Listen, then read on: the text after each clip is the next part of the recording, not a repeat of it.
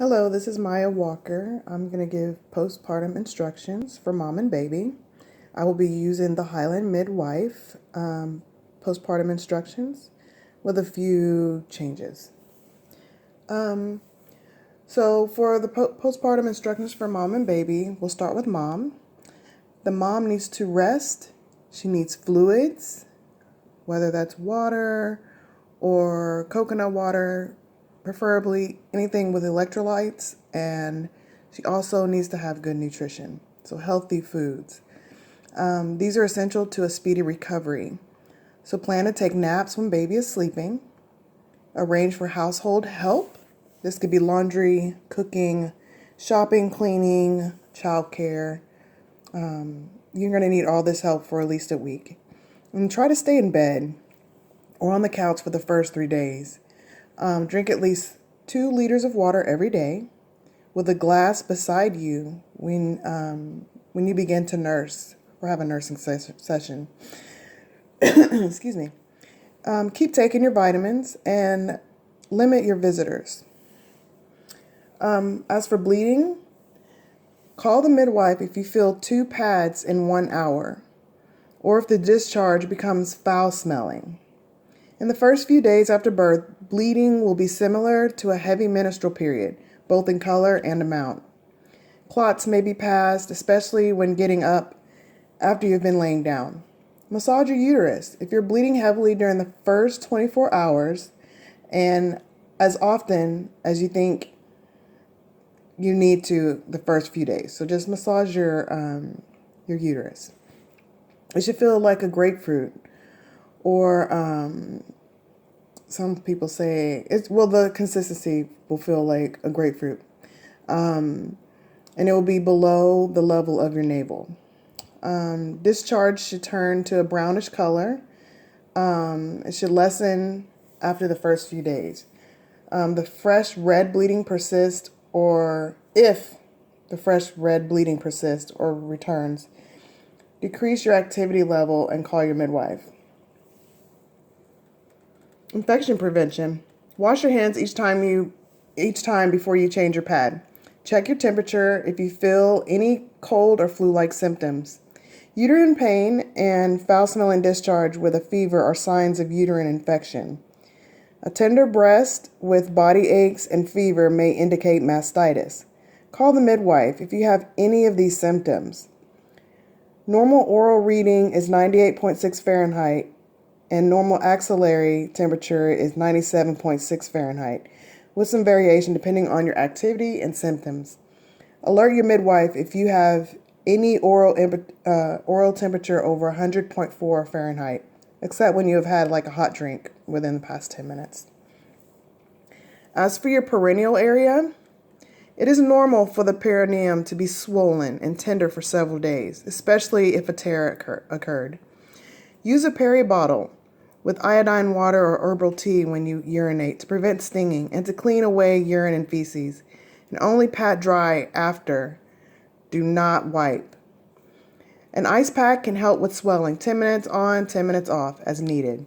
Sitting in a clean tub of 4 to 5 inches of very warm water with sea salt and or herbal pack several times a day helps the healing. Start your Kegels right away.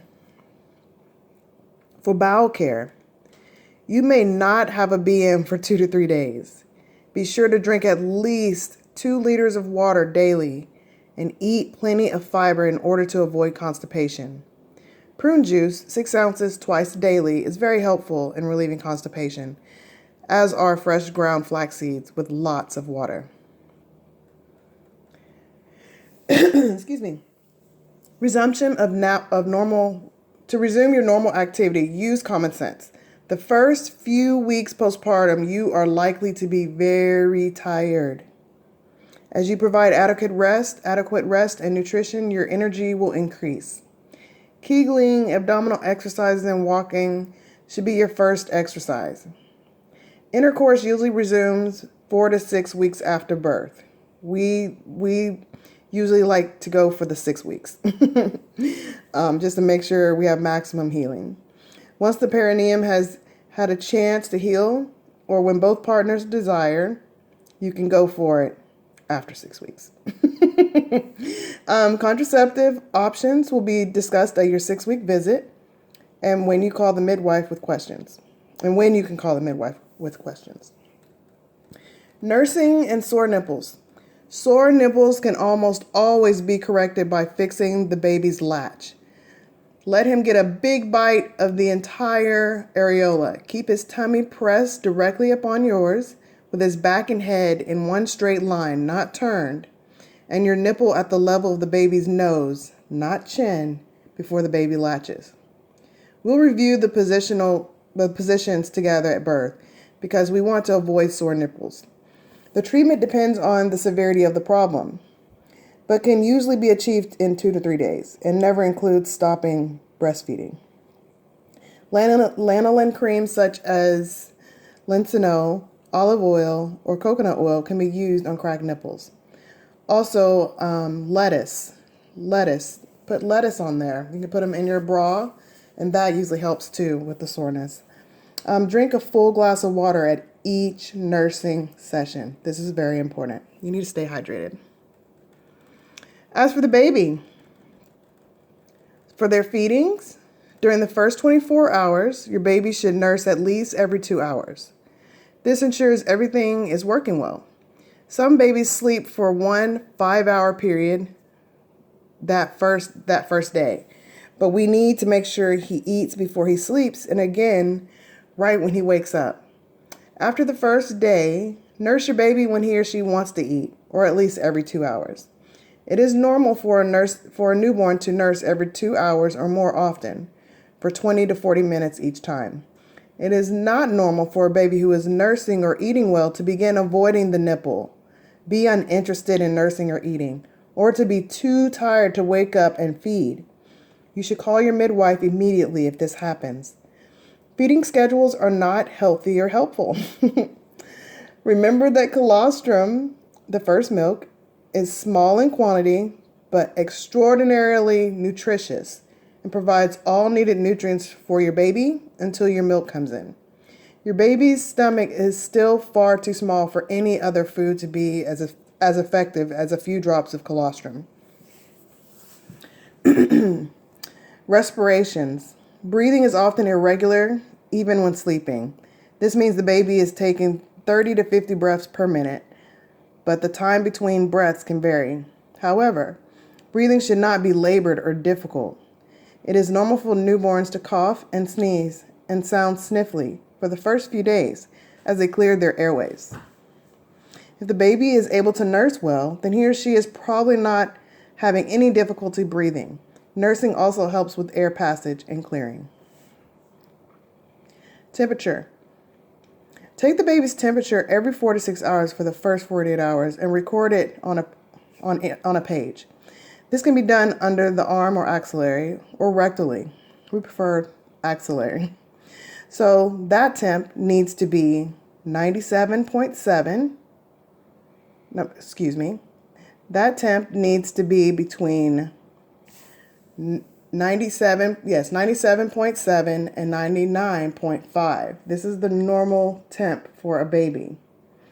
If the baby's temp is low, add warm blankets, more clothing, and a heating pad. Then retake the temp in 30 minutes. If the baby's temp is high, make sure baby is not overdressed. Retake temp in 30 minutes. If the irregular temp continues, call the midwife. Cord care. The cord dries and falls off in 4 to 10 days. Make sure the cord remains outside the diaper. You can clean the skin and the umbilicus with moist, clean cotton if it is oozing. Alcohol, witch hazel, golden seal are options to use on the base of the cord itself. Use only water on the skin. The skin surrounding the umbilicus should not be red or have any noticeable swelling. Urine and stool. Both of the urine and stools should happen within 24 hours of birth. Stools are dark and tarry initially and transition into a few days to yellow or greenish color. The normal consistency of the stool ranges from curd-like to runny. After your milk is in, Babies should have 6 to 8 wet wipes in 24 hours and may have a bowel movement as often as every feeding. The additional formula will change the consistency.